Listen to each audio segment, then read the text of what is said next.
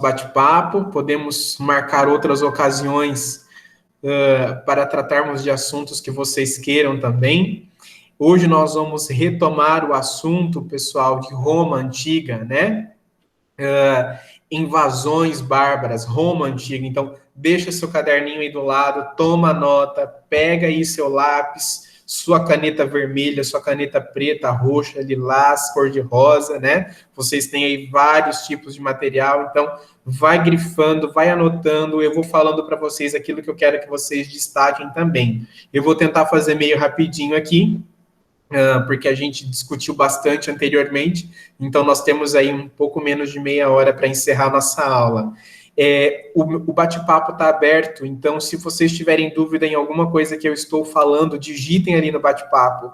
Se eu falar algo muito rápido ou que vocês não entendam, escreve no bate-papo para mim. Professor, retoma tal assunto que o senhor acabou de dizer, tá joia? Dessa forma, a gente consegue se organizar bem. Bom, eu já introduzi o assunto invasões bárbaras antigamente, na antiguidade para vocês, na semana retrasada, tá? Então, assim, retomem aquela videoaula, pessoal. Retomem aquela videoaula, por favor.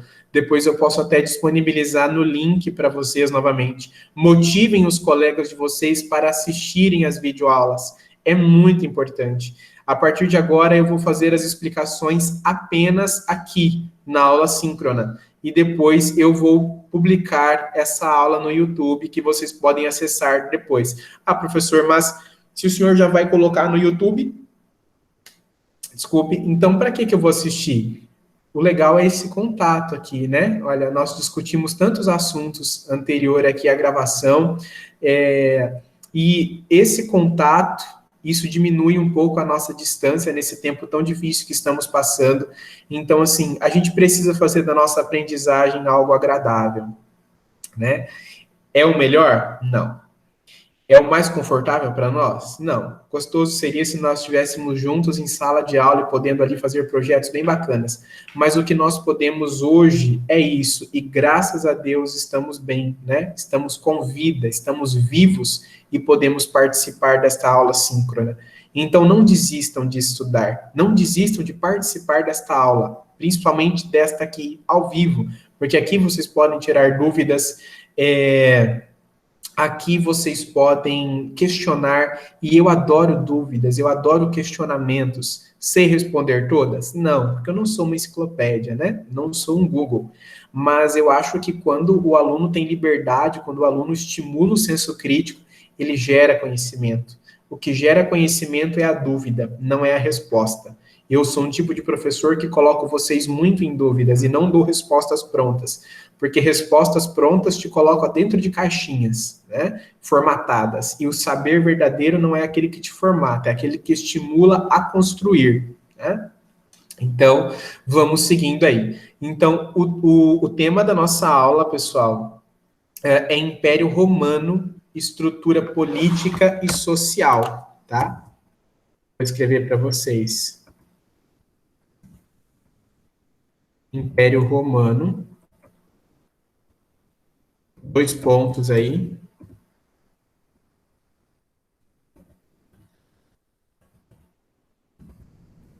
Estrutura política e social. Coloca a data de hoje também, 14/7/2020. A duração desse império, pessoal, ela vai de 27 a.C., marquem aí. A duração desse império é de 27 a.C. até 476 depois de Cristo, tá? Começa em 27 a.C., quando Otávio Augusto, começa em 27 a.C., quando Otávio Augusto, ele proclama Roma como império. E Otávio Augusto se torna, então, uma figura política e sacro-religiosa, né? Ele é uma representatividade política, mas ele também é um símbolo religioso. Ele alega a sua autoridade em Deus, né? Enquanto divindade que o quis aonde ele estava, ocupando aquele cargo que ele estava. Então, ele legitimava o seu poder pela divindade. de 27 a.C. a 476 depois de Cristo, tá? Iniciando em 27 a.C., quando Otávio Augusto, imperador, proclama Roma como império. E aí você pode perguntar assim, professor, por que império? Por que império, professor? Olhem bem a minha resposta e anotem aí, pessoal. Por que império? O conceito de império, ele vem por quê? Porque Roma exercia poder. O conceito de império, ele vem porque Roma exercia poder e domínio sobre outros povos da Europa e também África e Ásia, tá? Então, império por quê? Porque Roma exerce poder, domínio e controle sobre outros povos também da Ásia e da África, Ásia, África e Europa, tá? Então, ele tem essa expansão, ele tem esse domínio sobre outros territórios além do território romano, né? E ele tem a maior parte das suas conquistas, esse Império Romano, a maior parte das conquistas não foi no período imperial, tá? Foi no período república. Nesse período imperial, foi o período de organizar essas conquistas, né? Essas terras, esses territórios que eles detinham, que eles conquistaram na República. Então, foi um período que não teve tamanho, muita expansão territorial. O período imperial não foi de tanta expansão de território, foi mais de organização daquilo que já havia sido construído, tá?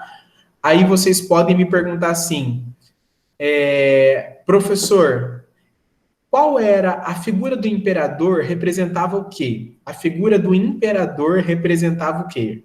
Representava poder político, a figura do imperador representava poder político, ele era símbolo religioso, poder político, símbolo religioso, e ele controlava as fronteiras para que não houvesse invasões. E controlava a partir do quê? A partir do seu exército. Tá? Então, a figura do imperador era de poder político, ele era símbolo religioso e também tinha o papel de controlar as fronteiras para que não houvessem aí invasões, tá? Bom, escrevam aí em destaque um outro título, escrevam de uma cor diferente aí e circulem em volta, né? Divisão do Império Romano. Professor, a figura do imperador era poder político, símbolo religioso e...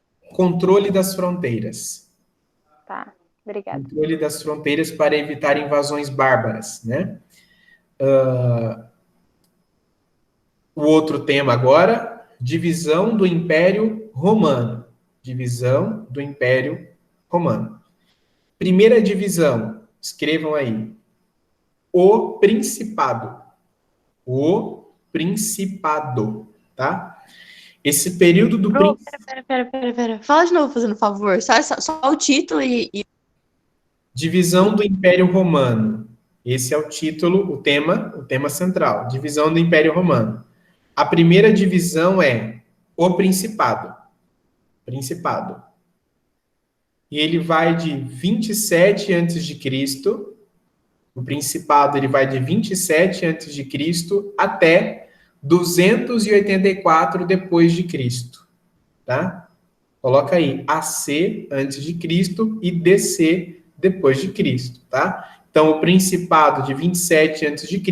a 284 depois de Cristo, tá? Nesse período do Principado, pessoal, é quando o imperador, o período do Principado, é quando o imperador, ele é declarado príncipe do Senado, tá? Então, o imperador é declarado príncipe soberano do Senado, devendo o quê? Devendo seguir as suas leis e as suas normas em Roma, tá? Então, nesse período do Principado, o príncipe é uma figura, o imperador é uma figura poderosa? Sim, mas neste período ele é submisso a um senado, a um grupo político romano, tá? Porém, ele tem poder absoluto, absolutista nas províncias dominadas, como, por exemplo, região da África, da Ásia e algumas regiões da Europa também. Nesses territórios dominados, ele tem um poder maior e mais influente, porque ele está um pouco distante aí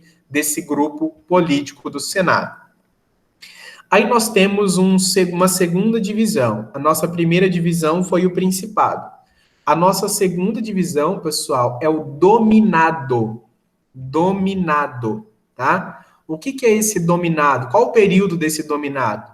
284 depois de Cristo, dominado.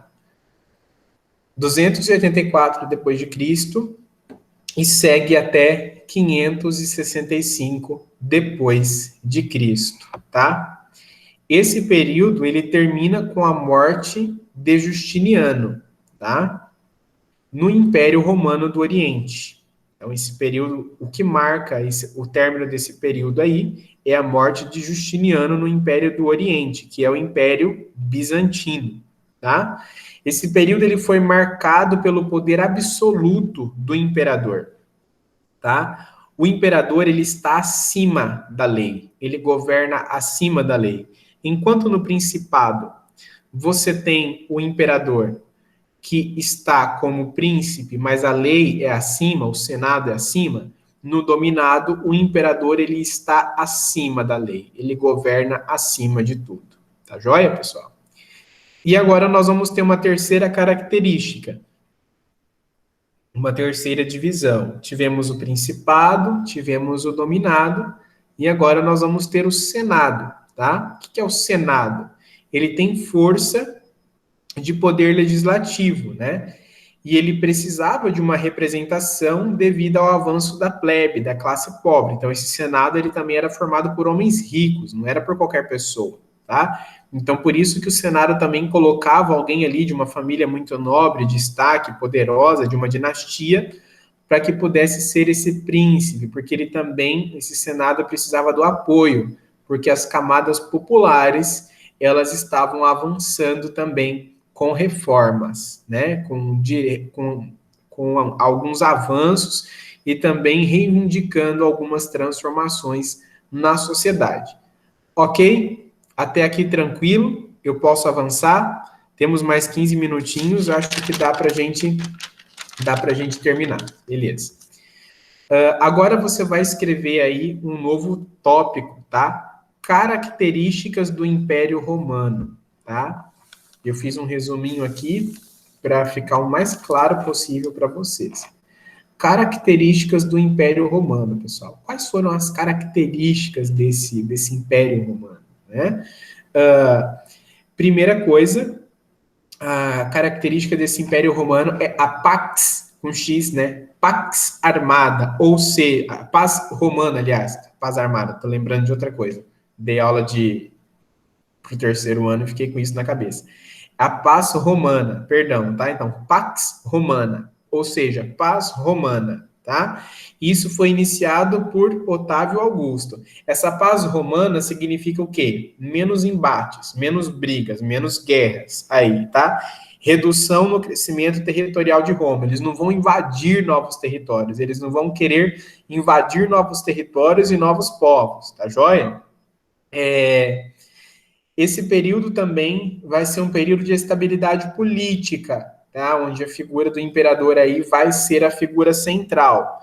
É um período, a característica do Império Romano, esse período imperial, ele vai ter como característica a redução das guerras de expansão, reduz esse desejo de expandir, vamos cuidar do que a gente tem e vamos invadir pouco, vamos manter e organizar os nossos territórios, né? Vamos mantê-los organizados. E também, nesse período, acontece a redução das legiões. O que é isso, professor? O que é legião? Como assim redução das legiões? São grupos de exército, tá? Legiões, grupos de exército. Então, você tinha aí 50 legiões com em torno de 6.000 soldados. Isso vai cair para bem menos da metade, né? Essas legiões, elas eram espalhadas em todo o território romano e também nas suas províncias conquistadas, né? Nos seus territórios de dominação. Outra característica muito grande desse período do Império Romano, pessoal, é a política do pão e circo. Coloca isso aí com uma caneta de outra cor. Política do pão e circo. O que é essa política do pão e circo? Para que ela serve? Ela serve para reduzir os ânimos das camadas populares, da plebe e também as suas reivindicações. Vamos dar divertimento para esse povo, vamos dar comida para esse povo, para dar um pouco de saciedade e assim eles esquecerem um pouco as suas reivindicações. Ou seja, a política do pão e circo ela é uma maneira de alienação. A política do pão e circo ela é uma maneira de o quê? De manipular, de controlar o povo. É bem diferente da política de hoje, né? O político vai lá, dá R$ 50, a pessoa vota e ela acha que o cara é maravilhoso porque deu R$ 50, né? Enfim, e tantas outras coisas mais, né? Então, a política do pão e circo, ela serve para reduzir os avanços, os ânimos dos plebeus, né? As reivindicações dos plebeus, das camadas pobres, né? Então, nesse período do Império Romano, vai haver a construção de obras públicas, um investimento em construção de obras públicas. No período do Império Romano também vai acontecer a construção do Coliseu, Vão construir anfiteatros aqui também. E olha só, pessoal, Roma, nesse período aqui, já contava, tá? Roma já contava o seu calendário com 365 dias, tá? Roma já contava o seu calendário com 365 dias. Desses 365 dias, o imperador colocava inúmeros feriados, né? Eram inúmeros, #sextou, né? Inúmeros assim. E olha só, desses 365 dias, 182 dias dos 365 dias, 182 eram dedicados a espetáculos, tá? Dos 365 dias, 182 eram dedicados a espetáculos, tá joia, pessoal? Alguém perguntou alguma coisa de Augusto? Não entendi aí nos comentários. Qualquer coisa, reformulem a pergunta aí de vocês. Outro ponto que eu queria que vocês escrevessem aí de uma cor diferente, estrutura política. Como era a estrutura política nesse contexto, tá? De Roma. Peraí, rapidinho que eu tô mudando de caderno.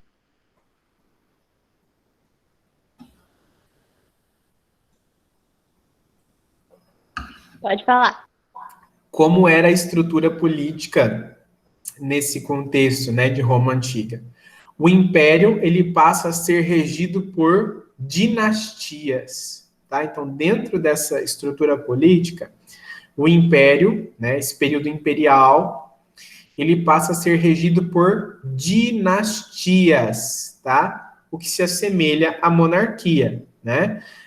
As pessoas eram escolhidas, então, aí, pelo Senado, né?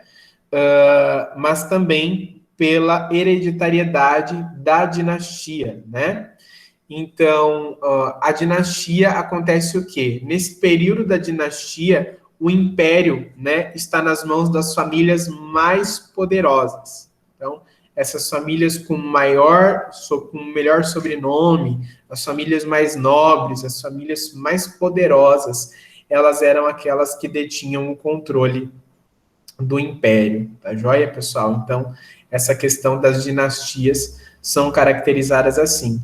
O Senado, ele perde a força nesse período das dinastias. O Senado, ele perde a força com o advento do Império, né? O imperialismo, o Império Romano, ele faz com que o Senado se enfraqueça, né? De 300 cadeiras, o Senado ainda continua, mas ele tinha 300 lugares ocupados. Com o advindo do Império Romano, né, com esse sistema da dinastia, de 300 cadeiras representativas caem para 60 cadeiras, né? E essas 60 cadeiras, elas são indicadas pelo imperador, então ele colocava pessoas que jogavam no seu time, né? Mais ou menos assim, nós, estamos juntos, então eu vou te eleger, vou te colocar lá, né? E aí você faz aquilo que eu quero. Então essas 60 cadeiras também eram 60 cadeiras de pessoas compradas, de pessoas vendidas. Outro ponto, igual hoje em dia, exatamente, Bruno, não mudou muita coisa. Tá vendo como é importante a gente estudar a história, né? Outro ponto muito importante é que vocês coloquem aí em destaque eram as guardas pretorianas. Vou escrever aqui.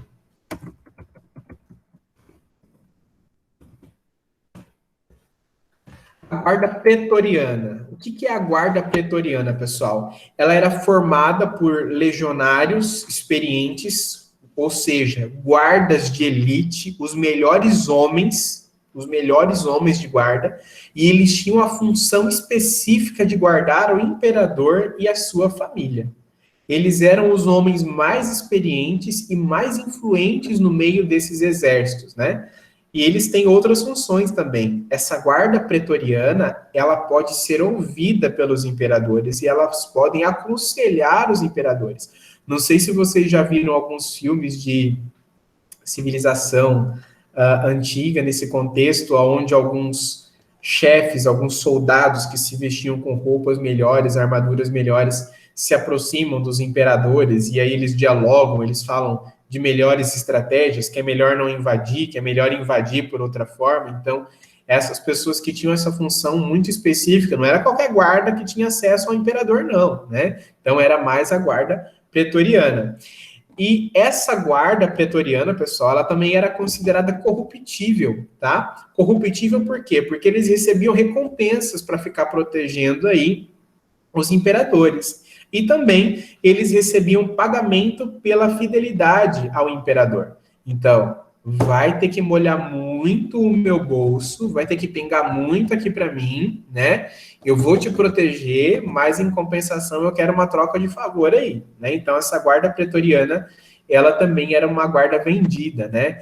E ela legitimava o imperador, ela elegia também, ela dava autoridade a esse imperador. Então, se o cara não fizesse o que os caras da guarda pretoriana queriam também, era logo que o seu império, ele enfraquecia, tá? Durante o Império Romano, pessoal, olha só, prestem atenção. Durante o Império Romano, ser cidadão era ter nascido em Roma livre, tá? Ou em províncias que aceitaram a romanização, tá? Então, o que era o ser cidadão em Roma? Era ter nascido em Roma, livre, ou em províncias romanas que aceitaram esse processo de romanização, tá? Aquilo que era imposto pelo imperador. Poucos votam, tá? São os de famílias mais ricas. Era restrito o voto. Mulher não participa disso aqui, tá, pessoal? Da vida política. Os demais tinham direito a posses, frequentavam os locais públicos, eles tinham direito à lei, eles tinham direito à justiça, mas se não era uma pessoa de grande influência, de grande sobrenome, ele não tinha direito à participação política. Os escravos, né? Outro tema aí, escravos. Os escravos eram a base da sociedade, o trabalho braçal, e custava muito, né? Escravo também, pessoal, ele era considerado como moeda de troca, então muitas vezes alguns pagamentos se faziam com escravos, né? Com pessoas. Isso é muito importante da gente lembrar. Mas não apenas trabalhos braçais, existiam alguns escravos que também executavam atividades diante de suas habilidades cognitivas. Então, alguns escravos eram professores, alguns escravos aconselhavam pessoas nobres, alguns escravos trabalhavam como assessores daqueles que eram envolvidos em causas de política, mas tudo isso sem ganhar nada. Talvez um ou outro era compensado, era autorizado, né, a fazer algum acúmulo de bem, porém isso era muito raro. As mulheres dentro dessa sociedade, pessoal, mulheres em Roma, né, no período imperial, as mulheres eram cidadãs, elas eram consideradas cidadãs, mas elas não participavam da política, tá? Elas não participavam da política, elas recebiam territórios, elas recebiam herança, elas herdavam, elas compravam propriedades, elas possuíam escravos, mas elas não poderiam participar da vida política de Roma, tá joia? Então é isso aí, essa foi a nossa aula de hoje, chegamos ao fim, conseguimos terminar aí pontualmente, fizemos 1 hora de aula, muito bom, né? Antecedendo a essa nossa aula aqui, tivemos um bate-papo bacana, E coloquem aí para a próxima aula, pessoal. O tema da próxima aula é República Romana, tá? O tema da nossa próxima aula, da terça que vem, República Romana. Certinho, pessoal? Eu vou disponibilizar